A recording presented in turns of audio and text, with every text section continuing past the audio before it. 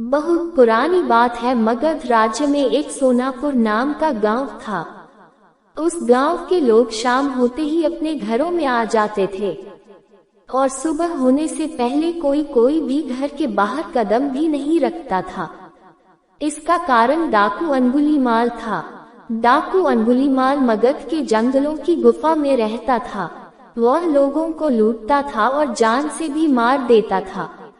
लोगों को डराने के लिए वह जिसे भी मारता उसकी एक उंगली काट लेता और उन उंगलियों की माला बनाकर पहनता। इसलिए उसका नाम अंगुलीमाल पड़ा। गांव के सभी लोग परेशान थे कैसे इस डाकू के आतंक से छुटकारा मिले। एक दिन गौतम बुद्ध उस गांव में आए।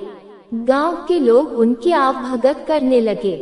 गौतम बुद्ध ने देखा कि गांव के लोगों में किसी बात को लेकर दहशत फैली है। तब गौतम बुद्ध ने गांव वालों से इसका कारण पूछा। ये सुनते ही गांव वालों ने अंगुलीमाल के आतंक का पूरा किस्सा उन्हें सुनाया। अगले ही दिन गौतम बुद्ध जंगल की तरफ निकल गए। गांव वालों ने उन्हें बहुत रोका पर वो नहीं माने। बुद्ध को आते देख अंगुलीमाल हाथों में तलवार लेकर खड़ा हो गया, पर बुद्ध उसकी गुफा के सामने से निकल गए। उन्होंने पलटकर भी नहीं देखा। अंगुलीमाल उनके पीछे दौड़ा, पर दिव्य प्रभाव के कारण वो बुद्ध को पकड़ नहीं पा रहा था। थक हार कर उसने कहा, रुको। बुद्ध रुक गए और मुस्कुराकर बोले, मैं तो कब का रुक गया, पर तुम कब ये हिंसा रोकोगे?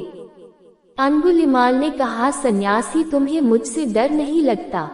सारा मगध मुझसे डरता है। तुम्हारे पास जो भी माल है निकाल दो, वरना जान से हाथ धो बैठोगे। मैं इस राज्य का सबसे शक्तिशाली व्यक्ति हूँ। बुद्ध जरा भी नहीं घबराए और बोले, मैं ये कैसे मान लूं कि तुम ही इस राज्य के सबसे शक्तिशाली इंसान हो? तुम्हें ये साबित करके दिखाना होगा। अंगुलीमाल बोला, बताओ कैसे साबित करना होगा? बुद्ध ने कहा, तुम उस पेड़ से 10 पत्तियां तोड़ कर लाओ। अंगुलीमाल ने कहा, बस इतनी सी बात, मैं तो पूरा पेड़ उखाड़ सकता हूँ। अंगुलीमाल ने 10 पत्तियां तोड़कर ला दी। बुद्ध ने कहा, अब इन पत्तियों को वापस पेड़ पर जाकर लगा दो। अंगुलीमाल ने हैरान होकर कहा, टूटे हुए पत्ते कहीं वापस लगते हैं क्या? तो बुद्ध बोले, जब तुम इतनी छोटी सी चीज को वापस नहीं जोड़ सकते तो तुम सबसे शक्तिशाली कैसे हुए?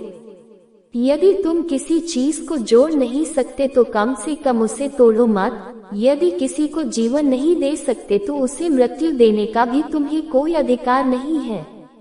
ये सुनकर अंगुलीमाल को अपनी गलती का एहसास हो गया और वह बुद्ध का शिष्य बन गया और उसी गांव में रहकर लोगों की सेवा करने लगा। आगे चलकर यही अंगुलीमाल बहुत बड़ा सन्यासी बना और अहिंसा के नाम से प्रसिद्ध हुआ।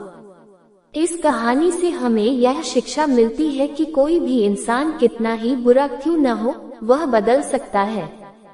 दोस्तों, अंगुलीमाल बुराई का एक प्रतीक है और हम सब में छोटे बड़े रूप में कोई न कोई बुराई है। जरूरत इस बात की है कि हम अपने अंदर की बुराइयों को पहचानें और उन्हें खत्म करें।